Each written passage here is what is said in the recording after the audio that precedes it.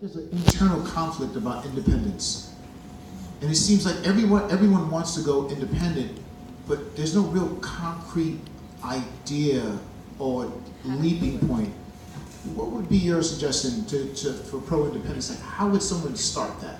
Because it seems like there's so many different ways, and I'm confused to even, stand behind anyone, because I don't really know as a Nuyorican.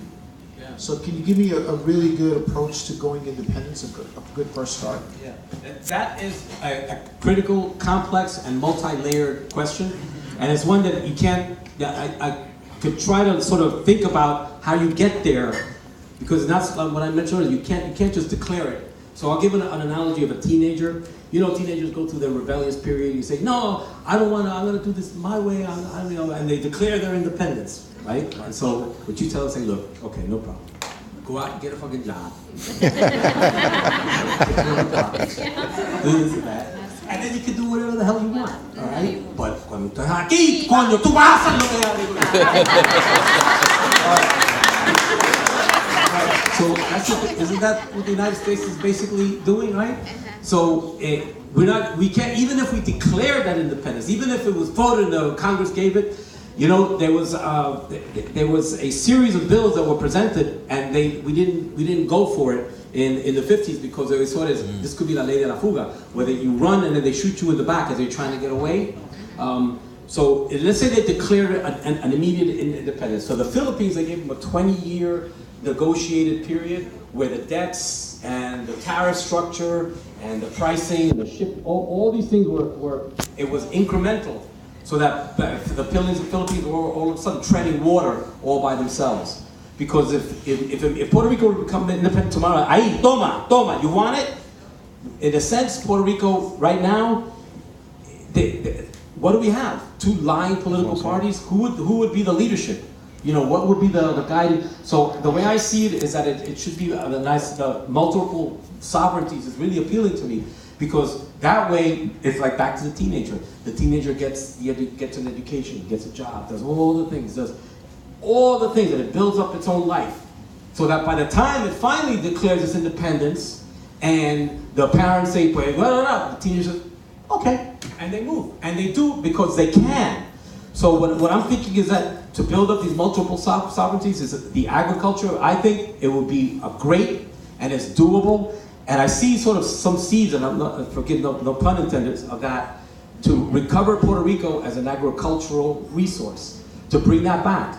And also that entails a mental, a spiritual element, because it has to become cool again. You have to, the feeling that the soil in your hands, and it's really interesting. It's easy for me. I'm 63 years old. I'm living in New York, and I encountered some of that when I went to Puerto Rico. I said, "Pero tú tienes, well, why don't you come and do it yourself?"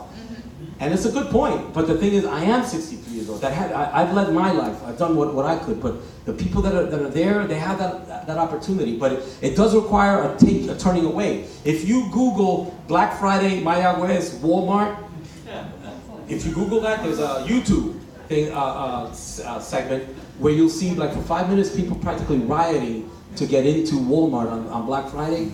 And I say, damn, if you could apply all that energy the right way in Puerto Rico could become independent in 2 months.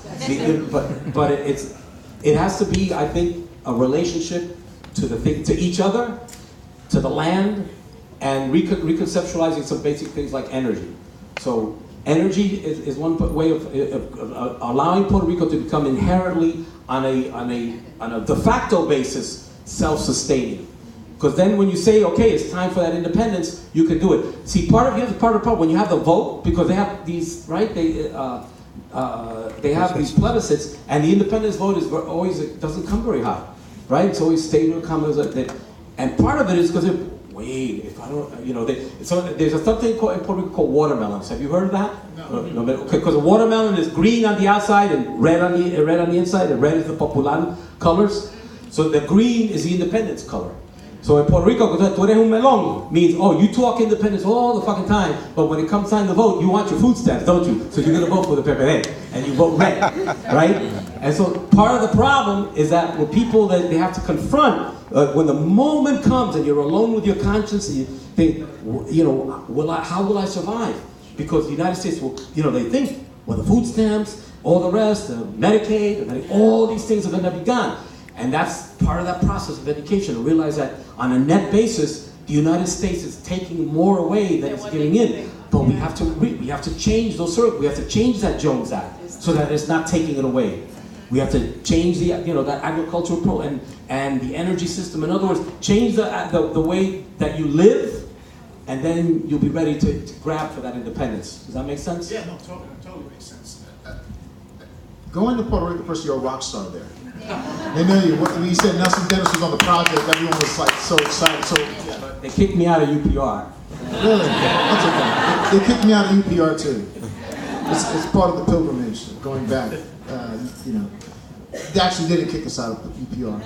I'm sorry that happened. So, going back to Puerto, it's funny because I went about 7 to 8 days after Hurricane Maria. A friend of mine knocked on my door. Wonderful guy again, wanted me to be a part of the support for Puerto Rico, and I just was like I don't want to put supplies on ships. I'd rather just go there and with a camera and let's just start shooting.